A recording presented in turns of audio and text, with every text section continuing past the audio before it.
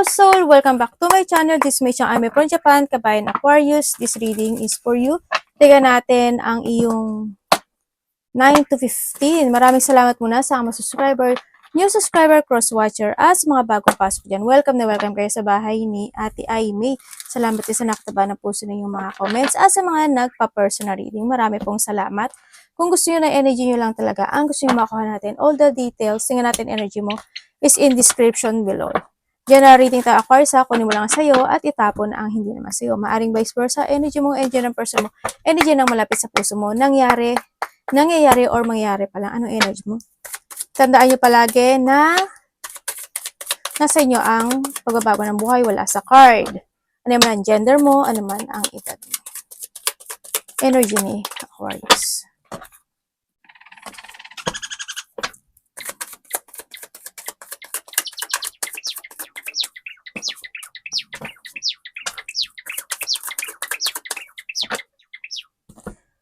Okay, energy mo. Okay. Meron ka mga bagay o sitwasyon na gusto mong ipaglaban. Yun, na may mga bagay o sitwasyon ka na gusto mong marisolbahan and you want to success sa sitwasyon na yun. Yun ang nakikita ko sa iyong energy.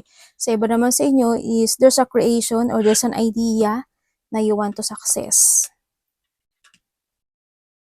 Kung ano man yung aspeto ng buhay mo. Pwedeng bahay, pwedeng pera, pwedeng negosyo, pwedeng family, relationship, ganyan. Basta meron kang sitwasyon sa iba ha, meron kang sitwasyon na you want to achieve or you want to success. Yan. Ang nakikita ko rin sa inyo is energy mo, sa nakita ko dito, is magkakaroon ng getting together, no? Magkakaroon ng getting together sa mga tao o sa tao na nang nakaraan. Pwedeng a part of the family, pwedeng close relationship, pwedeng kapamilya, ganyan. Yun ang nakikita ko sa iyo dito. Magkakaroon ka ng connection. Pwedeng mga anak, ganyan. Tingnan natin ang parating sa iyo.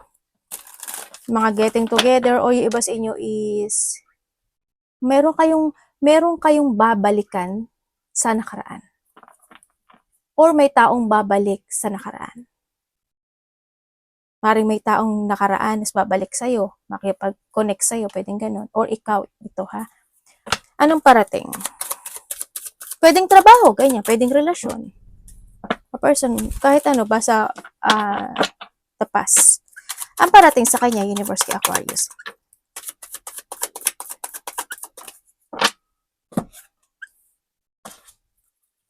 May coming home, maari din na ano no, na uuwi ka ng Pilipinas, uuwi ka ng probinsya, o pupunta ka ng ibang lugar, ganyan. Pwedeng ganun. O pupunta ka ng ng baryo, or someone. Parang ganun yan, getting together din. Or someone is ko-connect sa'yo na galing sa ibang bansa, ibang lugar, baryo, or probinsya man yan. May mga tension na hindi tapos, ano, sa inyo. Parating po. Ano ibig nyo sabihin, Universe?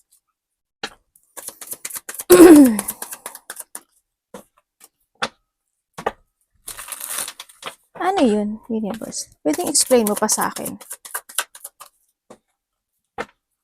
Ooh, lumabas na yung dalawang angels mo.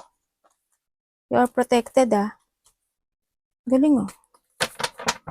Kasi alam mo why? You are protected kasi may mga tao na mapansamantala. Sinasamantala ka. Kaya, andito ka na sa sitwasyon mo na may pinoprotektahan ka. Andun din yung sinasabi na mag-trust ka lang sa intuition mo, wag ka magja-jungling. Kumbaga, kung ano yung sinasabi na sign sa'yo, kung ano yung sinasabi sa intuition mo, sa instinct mo, doon ka maniwala. Wag mong linglangin yung sarili mo or wag ka magpalinglang. Yun ang sabi dito. Parating sa'yo. Ay, ano ba to? Baliktad. Bagong simula. Okay, parating sa'yo is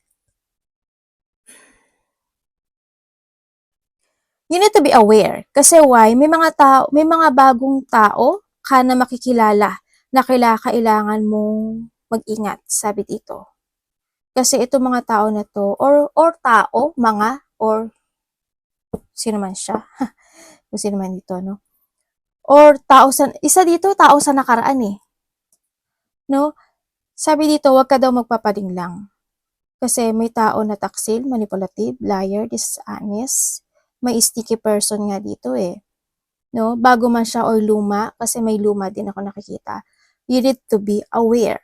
Kailangan daw is magkaroon ka ng pag-evaluate sa mga bagay o sa sitwasyon na yon. Either nag-uusap kayo or related siya sa pera or any situation kung saan siya related. You need to evaluate yung sitwasyon na yon.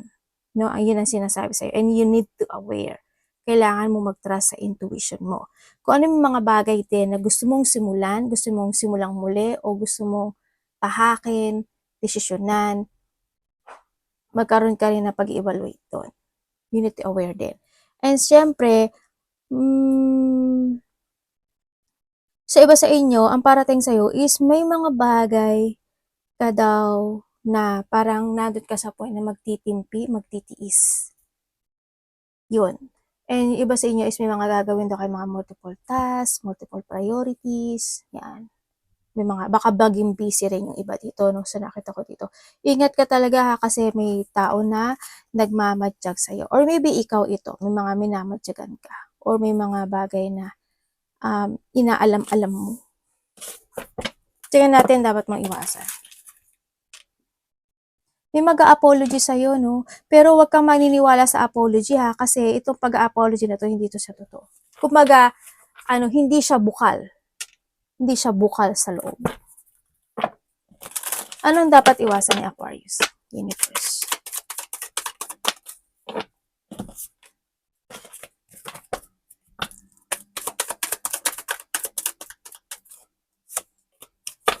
Ano po to, Universe?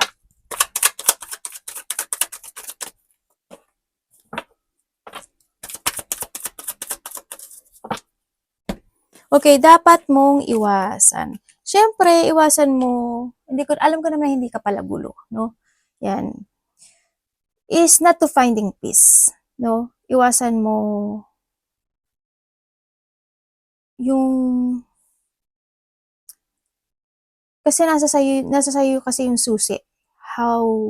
Kung how o paano mo mababago yung destiny mo, nasa sayo eh. Dito sa sitwasyon. Siyempre, iwasan mo, siguro hindi pakikinig sa ibang tao. Ibig sabihin kung may mga payo ka na makinig ka rin, ganyan. Alam ko naman nakikinig ka naman. Iwasan may mga tao na may masamang intention sa'yo. Alam mo naman na kung sino sila, no? Yan, umiwas ka sa gulo, umiwas ka sa mga conflict, sa mga disagreement, sa pakikipagtalo, sa mga tension, yan, umiwas ka na lang. Umiwas ka sa pressure in life. Siyempre, iwasan mo rin yung magkaroon ka ng limitation sa sarili mo. Ganon. Yung limitahan yung sarili mo. Huwag ka mapapanghinaan ng loob. Yun, ang sinasabi ko dito, no? Huwag ka din maging overkind or maging very good understanding in a situation kasi dun lumalabas yung pang-aabuso, no? Sa nakikita ko sa'yo dito. The more na nagiging mas mabait ka, the more na nagiging masama ang intention nila sa'yo. Yun ang nakikita ko sa'yo. Iwasan mo, syempre, yung hindi habaan pa more yung mahaba na yung PC mo na ramdam kita. Mahaba talaga yung PC mo. Yun, maging impatient o yung mga taong impatient person, tamarin, o yung mga taong tamad, lack of idea, lack of energy, lack of plan, or yung magkaroon ka ng mga mental stress, umiwas ka dun, no? Yung mga mag-isip ka ng kabiguan, ganyan, or yung mga tao na pinag-iisipan ka na mabigo ka in your situation, umiwas ka na lang sa kanila hanggat maaari. Yung mga dapat mong iwasan. Saka tulog-tulog din pag may time, no? Kamusta po ang love niya? Love is sa lahat, kapatid, anak, magulang, karelasyon, kaibigan, pamilya, kung sino man yan.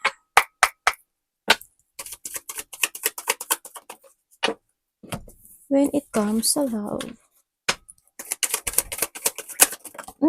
Talo ka. Okay, when it comes sa love, kung kayo sa kahiwalay nito, kasi hindi ka na daw mahalaga sa kanya. Hindi ka na daw mahalaga sa kanya. Or maybe ikaw ito ha, vice versa. No point din wala pang alam mo dito.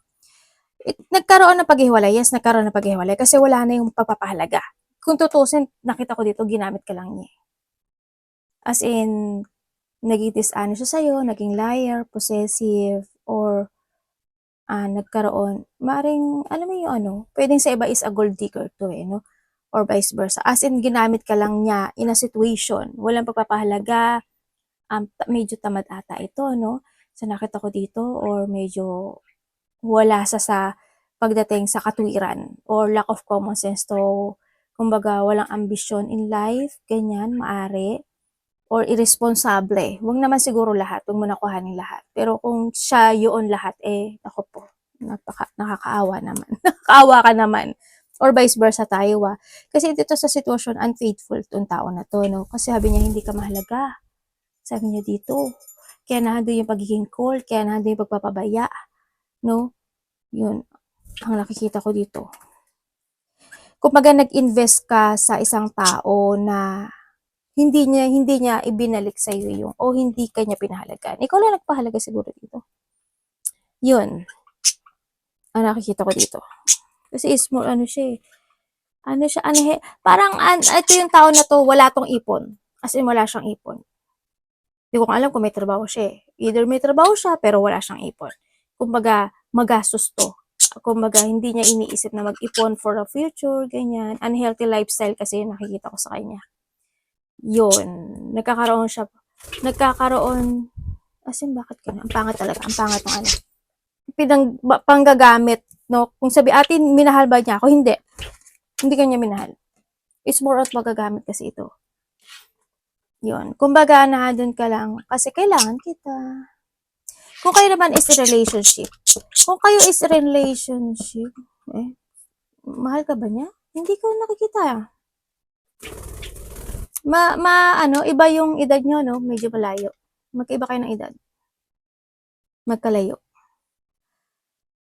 Hindi ka niya mahal. Sana hindi mo energy to, pero hindi ka niya mahal. Or hindi mo siya mahal. Vice versa tayo, ha? Kasi irresponsible, hindi nag-iipon, manggagamit, unfaithful, liar. Aray ko, anak. Minsan cold din to. Itong relationship na to is more on stagnant ito. Parang nagkakaroon siya ng option sa buhay niya, no? Nagkakaroon to ng option. May mga sitwasyon na hindi niya sinasabi sa'yo. Makiramdam ka. Makinig ka sa intuition mo. Yan, hindi talaga, sorry talaga. Kumbaga itong tao na to irresponsible, hindi siya nag-iisip in advance kumbaga hindi niya iniisip na someday na magiging ganito kami, magiging maganda yung buhay namin. Kung matagal naman na kayo nito, siguro nawala yung love, ganyan. Wala akong nakitang love. As in, wala ako nakitang love. Wala akong nakitang pagpapahalaga. Actually, to is more on pagpapabaya. Is, kung hindi man pagpapabaya, is more on stagnant. Kung ano kayo noon, ano kayo ngayon, after 3 years, ganun pa rin kayo. Ano yun? 3 years or 3 months ganyan, ganun pa rin kayo. Walang babago. Same pattern. Umiyak na bata. Yan, tamo, nalulungkot yung bata. Kasi, ginagapit lang daw ikaw. Joke. Unfaithful kasi ito, no, yung tao. Iba dito, may third party.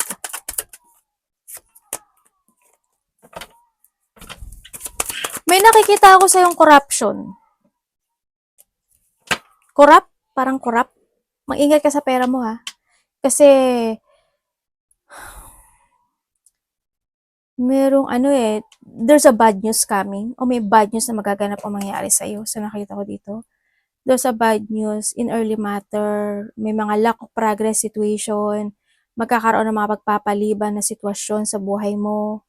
Yun. As in, hindi maganda, no? Sana hindi nyo talaga to, energy. And then also, sa nakikita ko sa'yo rin dito is, may tao, ikaw to or someone ha, may tao dito na gusto niya kumonek sa'yo or may taong want to connect pero ang nakikita ko sa kanya is either hindi niya alam kung tatawagan ka niya, ite-text ka niya, hindi niya alam paano mag-approach eh. Maaaring ikaw ito or someone ha, vice versa. Yun ang nakikita ko dito. Yun. May apology situation din ako nakita. Pero bakit kaya may taong kinakabahan o natatakot to talk to you? Parang gano'n. Parang hindi sa sitwasyon na ayaw kanya kausapin or ayaw mo siya kausapin or maaring hindi kayo nag-uusap talaga o naghihintay ka sa kanya. Maaring gano'n o nahading yung sitwasyon na nilak mo to or nag-blockan kayong dalawa. Vice versa. Anak, baba mo na anak. Tingnan natin ano ni card mo.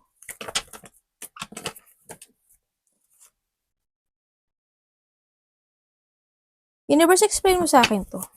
Paki po. Onegaishimasu. Oh. Ano yun? Okay. Sabi dito, within the 3, may sinasabi siyang 3. Within the 3 days, 3 weeks, 3 months, or by the next year of March, pwede nga na, or the 3rd week, o kaya after 3 years, magkakaroon, there's a successful situation happen to your life. Sa iba naman sa inyo, may mga opportunity happen. Sa iba naman sa inyo is, there's a end, may mga potential ending na magaganap o mangyari sa'yo. Kasi, ang nakita ko dito is, as in, magkakaroon ng kasaganaan eh. There's a wealth, prosperity, and material success happen in life. May ganun daw na mangyayari sa'yo. Uy, ibig sabihin, kung ano yung hirap na nararamdaman mo ngayon, magtuturn sa'yo si universe. As in, may sinasabing mana, may hinihintay, may pinag-uusapan related to money, mana, ano tawag ito? Territorial, bahay, lupa, ganyan. Parang may ganun ako nakikita sa'yo.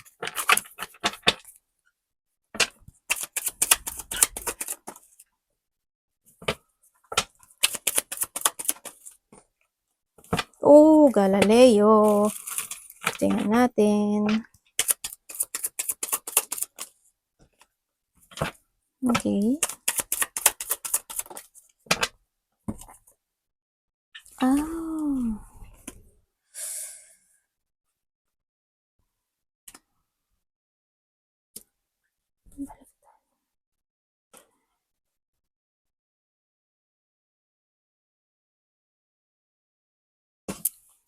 May dalawang lalaki. May dalawang lalaki? Isa, dalawa. Anak, hindi ko alam kung anak mo siya. Either dalawa, 4, o 5. Yun na. So, iba sa inyo, pakalawang anak kayo, no? Either pangalawa ka sa una o pangalawa ka sa hulihan. Yun na nakita ko. And then also, sa iba sa inyo is meron ka daw aayusin o kukumpunihin, i-develop o want to develop yung isang bagay, isang sitwasyon sa buhay mo. May ganun ka daw na gagawin. Yun na nakikita ko dito. May mga unexpected situation din na magaganap sa iyo na hoping hindi lahat kayo. Sana hindi masama. Pero sasabihin ko lang naman nandito. Meron ako nakikita, maaaring nangyari na sa iba o mangyayari pa lang o sa mga susunod na araw mangyayari sa inyo to. Unexpected of flow of emotion, there's a loss.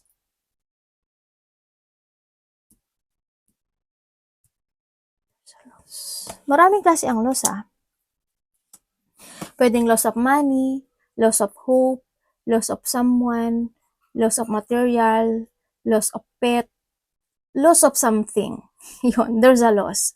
May mga depression, separation, conflict, malaki o maliit yan. May trauma, may iyak, may sadness, loneliness.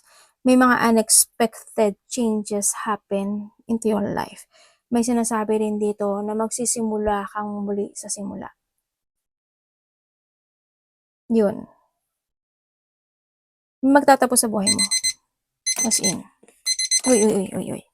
May magtatapos daw sa buhay mo. May sinasabi yun din na paglipat. Hindi ko alam in what way. May ililipat ka ba? Lilipat ka ba ng trabaho, ng lugar, ng place, ng tirahan, pang umaga, pang gabi, pang tanghali, section 1, section 2. May paglipat eh, something paglipat. Kasi iba naman sa inyo, siguro na hindi ko sa sitwasyon mo na makakaramdam ka ng pagod, ganyan. Kasi may mga lilinisin ka na bagay-bagay. Pwedeng maglinis ka ng bahay, maglinis ka ng ganito, ganyan, ganun. Siguro ganun sa iba. Kasi iba-iba kayo na pwedeng maranasan. There's a painful situation. May mga pagod ako na nakikita sa iba sa inyo, ganyan. Pero sabi dito, may magbubukas na bagong pintuan sa'yo.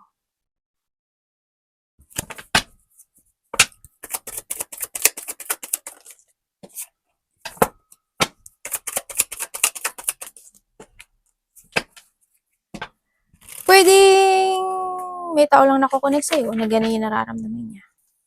Ito na anak, balik-baliktad. Okay, dito sa sitwasyon mo is there's a new journey happen into your life. Sabi dito, there's a new journey happen into your life. May hihingi ata sa'yo ng tulong or may tutulungan ka sa nakikita ko sa'yo dito. And then, sinasabi rin dito na sa iba sa inyo is may mga bagay ka na ilelet ko na. Siguro pababayaan mo na lang, ganyan. Parang ipapasa Diyos mo na lang, kay universe mo na lang, maaring gano'n. You letting go something. Sa iba sa inyo ha, ganun ha. Ang nakita ko sa iba sa inyo is tatake ng new journey in life. Sa iba sa inyo may mga sitwasyon pa rin na mahahata ka sa nakaraan. May tao na mag-o-open sa'yo. Yan. May tao mag-o-open. Either hihingi siya ng tulong o ikaw ang mag-o-open sa kanya. O tutulungan mo siya. Vice versa. Sa iba naman sa inyo is losing something valuable sa'yo. Hindi ko alam why. Kasi kanina, di ba kanina ko pa nasasabi sa iyo, losing something valuable. Sa iba naman sa inyo is may pagnanakaw o mananakawan ka. Sa iba sa inyo is maari may mga malalaglagan ka, mawawalan ka ng mga mahalagang gamit, pwedeng ganun. Sa nakikita ko dito. Depende sa inyo. Hindi kayo pare-pareho. Sana hindi ganun kalaki, no? Ako nakikita dito. May mga tao ka na makikilalang bago, sabi dito. May mga idea ka daw na i-pursue. Kumbaga na yung confident mo to pursuing something into your life. At ano mangyayari ate to? Yes, there's a victory and success happen into your life. Yung kung ipupurso mo siya, magsasuccess naman siya sa nakita ko ito. Ang nakikita ko lang sa'yo, may pag-aalala ka. Maaring matagal mo na to eh. Matagal mo na siyang balak, no? Matagal mo na siyang naiisip. Pero ang nakita ko dito, you will be success. This is a time na kailangan mo siyang umpisahan na. No? Kailangan na sa'yo ng clarity. Yung iba lang sa inyo talaga is nai-stuck dito kasi siguro handon ka pa sa point na naghahanap, parang you want to see the fact pa. Maaaring nagre-research ka, may mga bagay ka pa na inuuna bago pa yun, maaaring gano'n.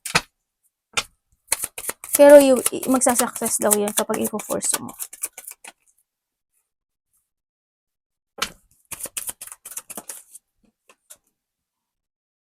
Ba?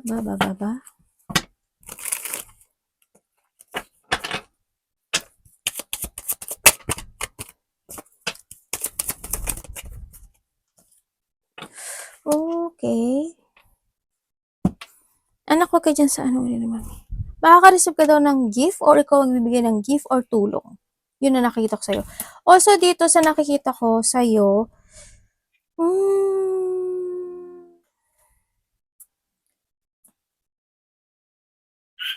bakit may taong makasarili? May selfish na tao dito. May taong selfish, feeling, ano yun? Parang feeling niya siya is mahalaga, feeling niya siya yung tama, feeling niya siya yung king, yan. May taong ganun. Babae man siya o lalaki. Yun na nakita ko sa kanya. Pero hindi kaya magkaiba talaga kayo ng energy nito. Yun na nakita ko. So, iba naman sa inyo, there's a mother figure ako na nakikita dito na may sakit. Pwedeng ikaw ito or someone is may sakit. Na kailangan daw pahalagahan o alagaan, ganun. Kailangan try to make it balance. Doon sinasabi dito. And then, mag-ingat ka kasi may tao dito na hindi niya papahalagahan lahat ng sasabihin mo. O hindi siya makikinig, pwedeng ganun. Nandito ka sa sitwasyon mo, may mga bagay o sitwasyon ka na gusto mong itama o gusto mong i-correct o gusto mong aksyonan sa nakikita ko sa'yo dito. Gusto mong i-develop or gusto mong i-renew mga sitwasyon, no? Kaso, hindi pa siya, delay to eh. Magkakaroon pa ng delay. May mga sitwasyon talaga na mati-delay sa'yo. If you want to success something to your life, there's a delay situation. Happen pa. Hindi pa siya magaganap o hindi pa siya mangyayari sa ngayon. Yan. Stagnant pa kasi ito, no? Sabi dito, mag-save ka rin daw ng money.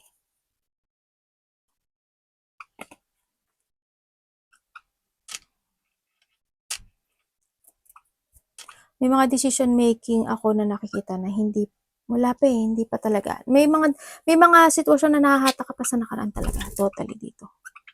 Yan. Arigatou naman, God bless.